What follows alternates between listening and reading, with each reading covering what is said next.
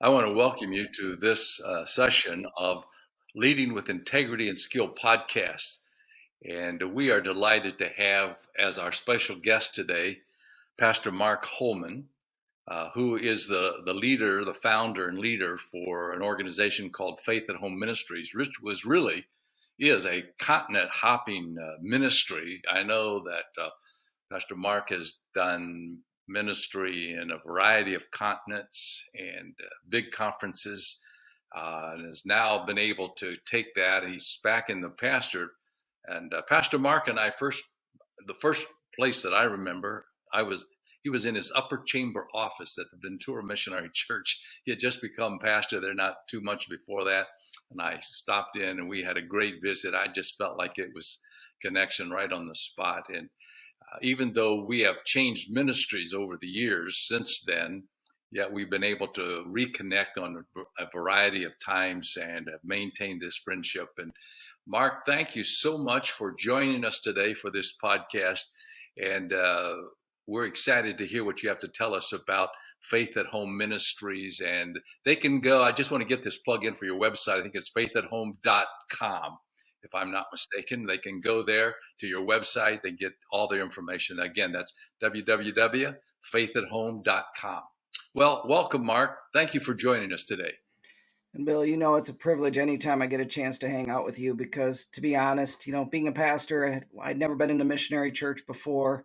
The way you befriended me, starting as a 37-year-old, inheriting a really large church, wet behind the ears, not having a clue what I was doing, so over my head. And you were one that was always there for me. And you connected me with other good leaders. I love your commitment to leadership. You know me, I'm passionate about leadership too. I like being around people, learning about leadership and connecting with. And I'm telling you, I don't think I would have made it through those 7 years had you not been there as a friend, as a support, as an encourager, and connecting me to some other really sharp leaders that really gave me some good wisdom and counsel and advice through that time. And little did we know that at the same time I was serving at church, God was birthing another ministry called Faith at Home alongside of it. And it's been a privilege to kind of see God work.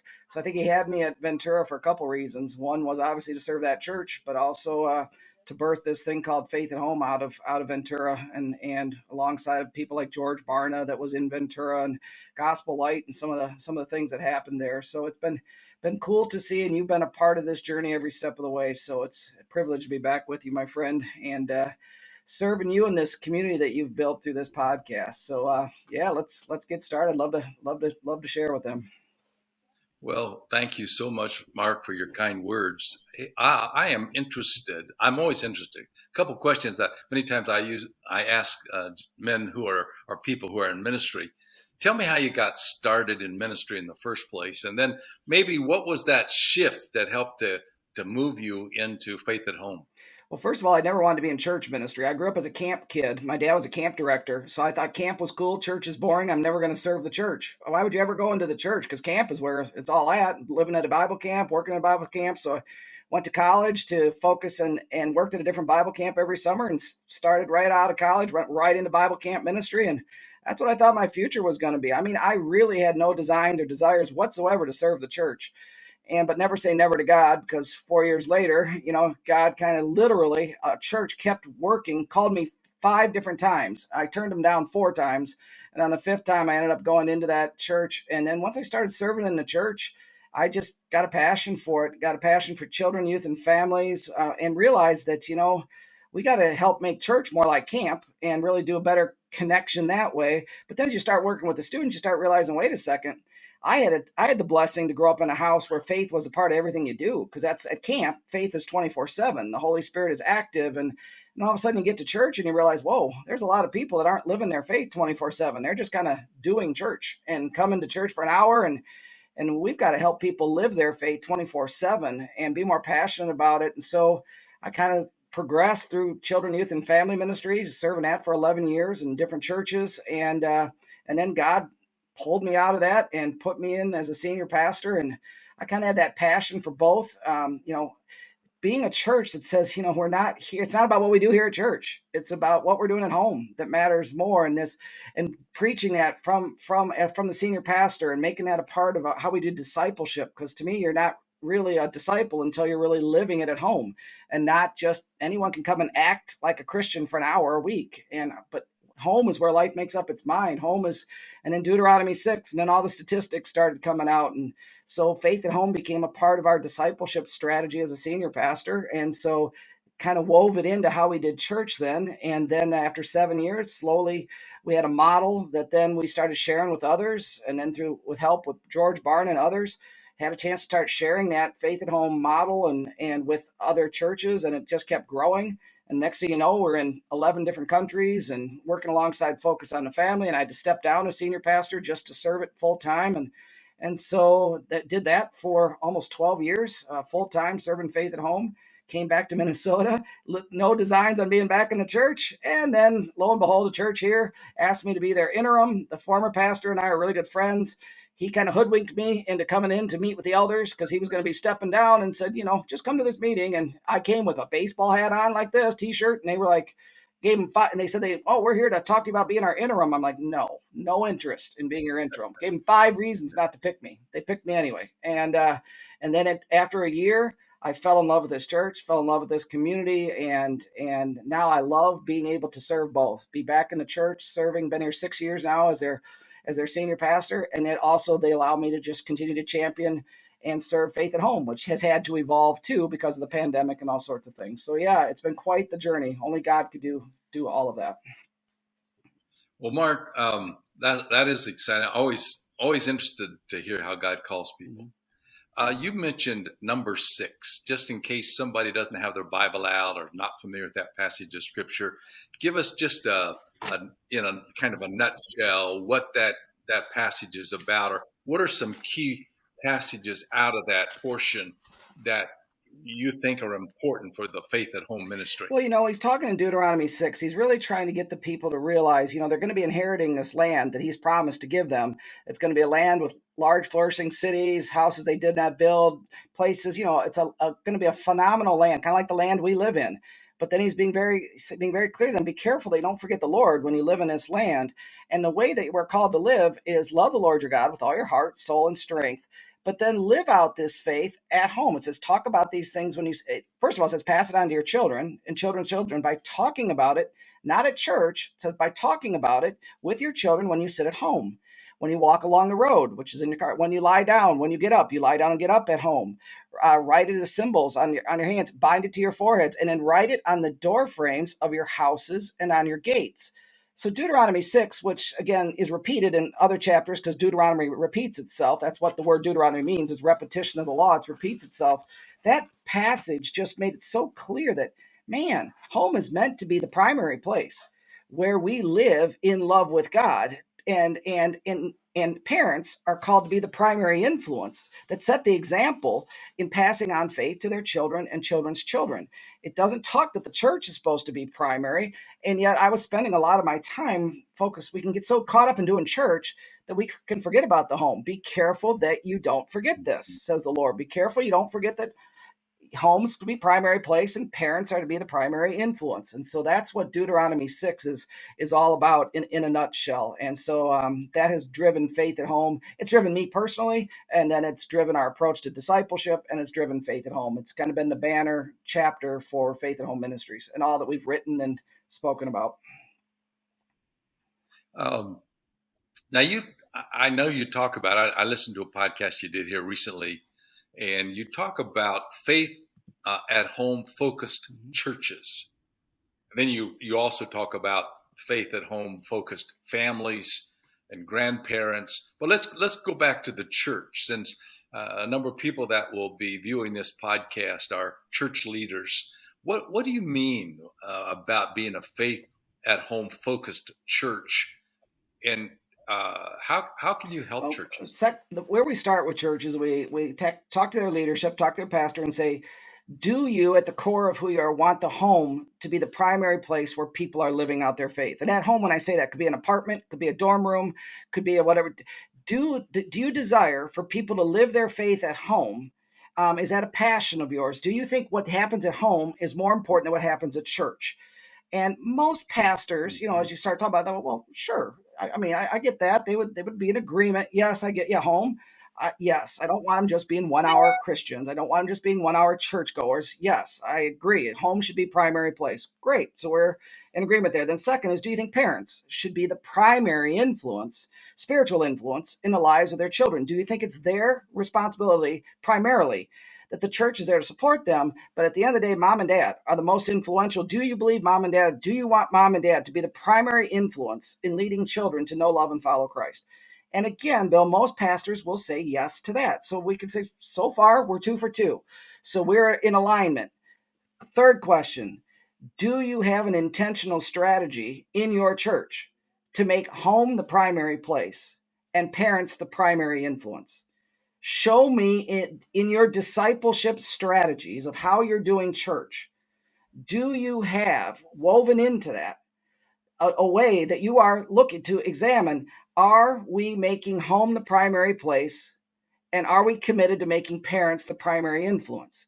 And how much are you committing to that? I mean, how much of your budget goes to that? How much of your vision goes to that? How much of our, and that's usually where the conversation tends to get a little, it changes a little bit, is that a lot of pastors will realize, Yeah. okay, I'm giving it lip service, I'm in agreement with it, theologically and philosophically, that yes, home is primary, parents is primary. But if we really look at our strategy, what we're doing, we are very at church focused. That we're really, really good at making sure that we're trying to get people at church and getting them to make sure that what we're doing at church is the best hour out of the week, that we're doing at worship is the best. But are we really examining life at home, faith at home? And are we assessing? And then what?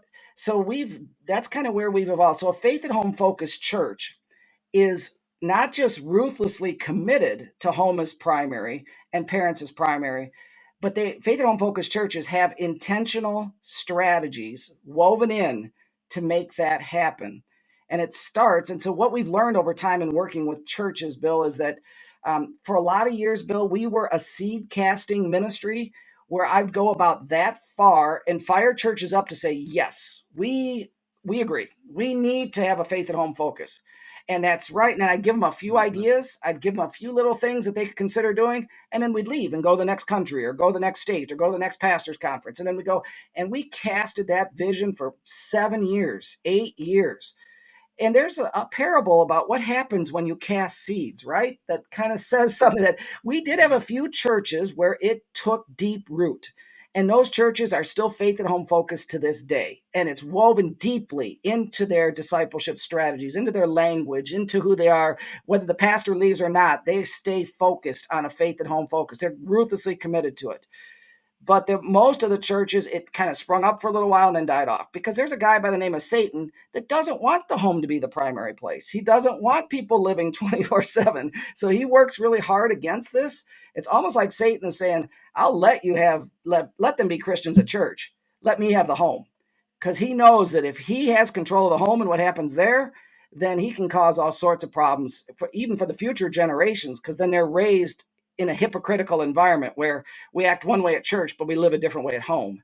And as a result, many of those kids raised in those environments end up walking away from the faith as young adults and have still walked away from the faith. So that's where we say, so we've evolved as a ministry now, and we only now, I don't do the seed casting stuff anymore. I'm not looking to be the dancing bear speaker doing large parenting events and I just don't know. I did that. What I want to do now is work with churches that are ruthlessly committed to say, as a part of our discipleship strategy, we want to make sure we're making home primary place and parents the primary disciplers. And we're willing to realize it's probably going to take 10 years for us to get there. And we're now a ministry that says, if you're committed to that, then we'd love to come alongside you and help you do that with the things we have developed that will help you so that 10 years from now, your people are going to be at a different place than they are right now. And so that's where we've evolved to, Bill. And it's been a heck of a journey. We've loved casting the seeds, but now we really want to get serious of moving the needles and getting some things to change, because statistically, as you know, things have been getting worse. So Mark, I want to come back to that, how you can help churches do that. But I want to change gears just a little bit because we've gone through, some would say we're not through it. I think we're at least on the tail end of this pandemic.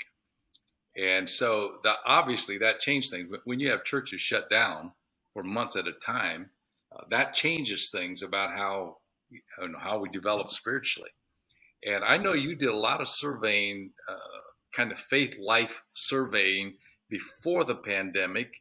And you also are now doing some after the pandemic, or here more on the tail end of this pandemic. And I'm curious as to what you are finding, maybe before and after. I know you haven't revealed all of the findings yet. It's coming out later this fall, maybe in a book. But can you maybe give us a Yeah. peek what you might find this Yeah, is so revealing? we really felt called to change as a ministry, like I said, to work with churches at a deeper. So no one had done a deep survey assessment tool to examine faith life at home. And so we worked with George Barna and some others, and we developed a survey, and we called it Faith Life Survey. Faithlife.me is the website. And anyway, it's a survey that churches could take and that you could find out what are our people doing at home when it comes to their prayer life, when it comes to Bible reading, when it comes to faith talk, when it comes to worship, engaging in service and missions. We looked at 7 different areas. What are they doing personally? What are they doing with their children? What are they doing with their spouse? What are they doing with their teenagers? And it looked at 3 things: their attitudes towards, do they think it's important to be praying at home, reading the Bible at home, having faith talk at home? We needed to examine the attitudes first, attitudes of men, women, so we could see, do we have attitudinal problems? What are their attitudes towards faith at home? Do they think it's important? Secondly, what are they doing or not doing at home? Let's look at their behaviors. And then the third thing the survey does is then it looks at where do they desire help. And so we surveyed over 6,000 churchgoers from across like 11, 12, or 13 denominations. I lose track now, but had all these different denominations, got a very big, baseline survey out there. And we had just published those findings of what was happening in the home of churchgoers across America and even some out of Canada and so forth. We had this really good, and we just published it in Faith at Home Revealed, and then the pandemic hit. And so I was like, oh, now we really couldn't go champion that because obviously, and we were getting ready to do Faith at Home Revealed days across the United States. We had our first one in Minneapolis. George Barna came and spoke at it. We had a great turnout of pastors and church leaders to reveal, here's what's happening in the home and here's areas we need to work on. And it was phenomenal. And we were so excited to take that. Pandemic hits. Now all of a sudden, church is no longer an option. So now they have to be faith at home focused, whether they wanted to or not. And churches then all of a sudden started trying to do a whole bunch of at home stuff, not having a clue what they were doing. So then we shifted gears and said, well, let's do some webinars for churches to give them some tips, some ideas from our years of experience of working with churches and so forth. But now what we've realized is, you're right, Bill, this pandemic has definitely, the question now is, how has faith life at home changed as a result of this pandemic? Because all these churches had to become at home focused, worship at home, because at church was no longer an option. So now we're in the process of resurveying people, and we've only surveyed currently our faith at home churches to get a baseline to see how did things change for faith at home churches.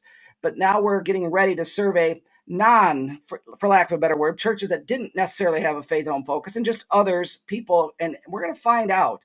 We're going to be the only organization that's going to be able to find out where faith life was prior to the pandemic and where it is now. And when it comes to prayer in the home, Bible reading in the home, faith talk in the home, did it get better as a result of the pandemic, or did it get worse as a result of the pandemic? Did it get better personally? What about for between spouses? What about with their children? What about with their teenagers? Did the needle move at all in some positive directions, or did it move in some negative directions across these 7 areas of what we call faith life behaviors at home? And so that's what we're getting ready to reveal is, and so I could share with you a little bit of what we learned from the first survey, or I could share with you a little bit of what we're starting to see now from this second round. But that's what we're getting ready to continue doing now over the next few months, with the target to be able to start bringing out findings starting this fall of what we learned. Right. Now, you said you're going to hopefully bring this out Yeah, in the I'm crazy fall, enough. right? And I don't know if we're going to do another book, because today the fun with these types of findings is you publish them just online, and you can just, the pandemic's changed us. You Yeah. know that, Bill, but it's really, and we're doing so much more online, and we're doing webinars online and conferences online. So we'll probably publish it more that direction. I mean, there may be something, in some sort of a form that people can purchase or whatever, a book of some sort. But I'm not sure. But we are going to start bringing out those findings starting this fall. But they can get them on your or information about it on your website at Yeah, www.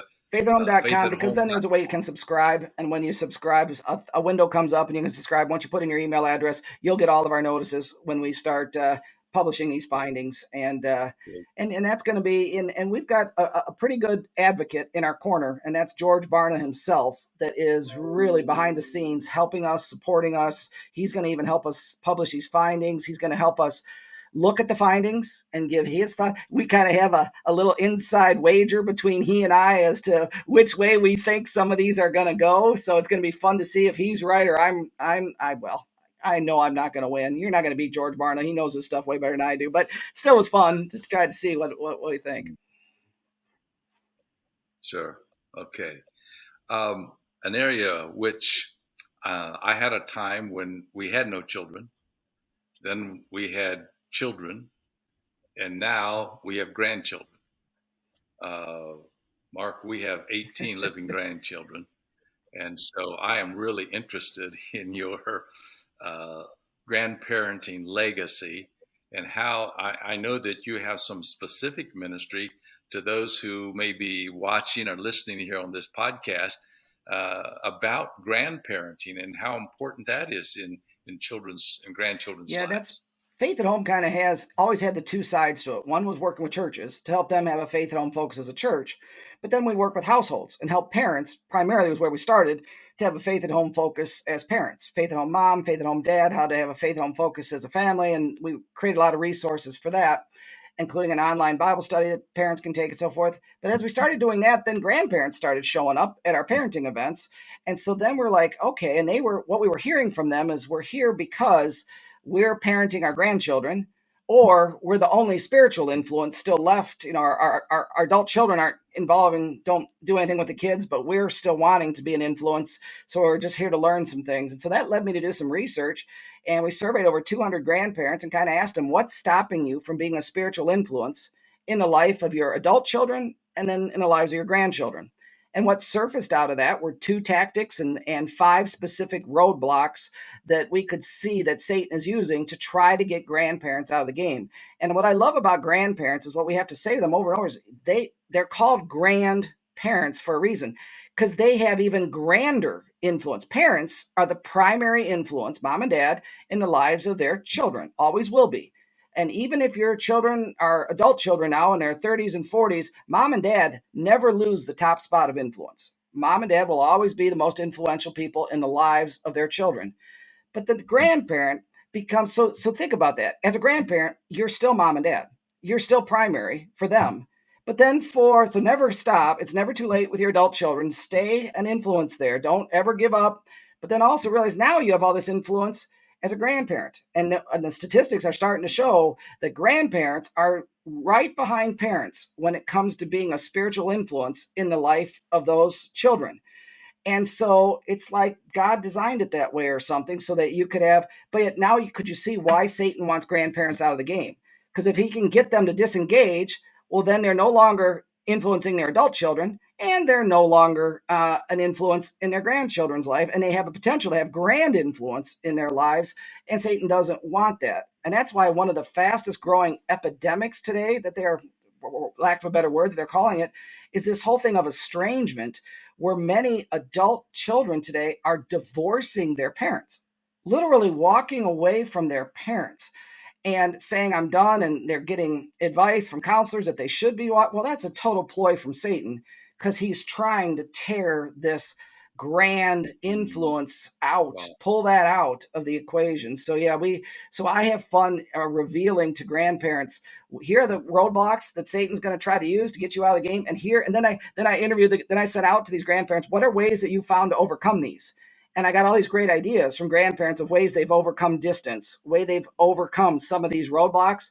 So essentially our resource in our book to grandparents was revealing, here are the issues that tactics Satan's going to use, and here are the ways that you can overcome those, with ideas from other grandparents on how they've overcome this, practical ideas and ways so that you can stay in the game as a grandparent, because we need to stay in the game both as a parent and stay in the game as a grandparent. So that's become a big part of what Faith at Home Ministries is about. So now we have a parenting component and a grandparenting piece that we kind of make, and we're turning that into a course that'll be ready by this fall too. There'll be an online course that people can take, because I'm kind of, again, Bill, done going out and doing seminars. Let's just make everything available to people through online courses that they can just take.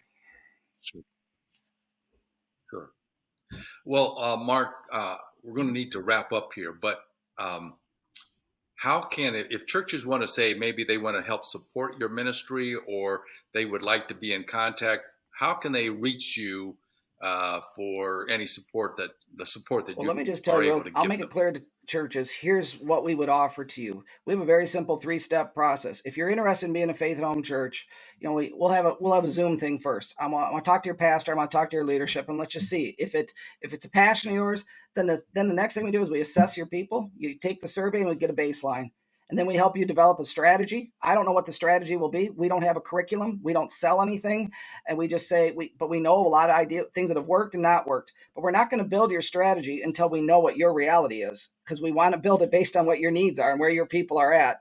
Build an effective strategy that you'll implement for the next couple of years, and then we'll come reassess every 2 to 3 years to find out where the needle's moving, so that 10 years from now, then we'll reassess, we'll develop some more strategies to implement, and then we'll implement those for 2 more years. Then we'll reassess again, so that 10 years from now, you will see that your statistics have improved. Your people have gotten better when it comes to Faith at Home. So if that kind of approach interests churches, all they have to do is just go out to faithathome.com, and my contact information is there.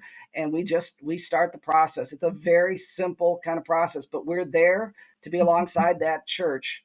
And again, and a lot of times that means that pastor may change during that time, but we're going to stick with that church and continue, so that this is a part of their discipleship strategy, deeply seated into how they do what they do. So yeah, it's that simple. And like I said, we don't charge for consulting. We don't charge for, and then what usually happens, Bill, is the churches that become passionate and see that we're there to serve them. If we serve them well, a lot of those churches end up supporting us out of their missions budget. We become a ministry that then they support out of relationship. But we don't charge fees, and we don't. I'm just, you Sure. know me, Bill. I've always hated that. I'm just not a guy that can get into. I don't want a curriculum that you have to buy. I don't want it to be about fees. We got a lot of people that love Faith at Home, that support our ministry, and we've got churches now that are strong, and we're part of their missions budget. So that's kind of how it works. So if out of relationship, then you want to support us, great. But that's down the line. We'd rather serve you first. Great. Well, Mark, thank you so much for taking the time out of your schedule to join us today. We value your fellowship and your friendship, and we look forward to more times in which Thanks we for all can you do, connect. my friend, and for strengthening us as leaders and strengthening pastors as leaders. Keep on keeping on, my friend. I know you will. Okay, thank you so much, Mark. And this is just a reminder to our audience here that this is that you can like us on Facebook at Dr. Bill Hostler, and get my podcast at www.keyministries.net. Again, for the podcast, you can get them at www.keyministries.net. Again, thanks to our host and our guest today, Pastor Mark Holman and Faith at Home Ministries. Again, thank you, Mark. God bless you all, and he help you to establish faith at home.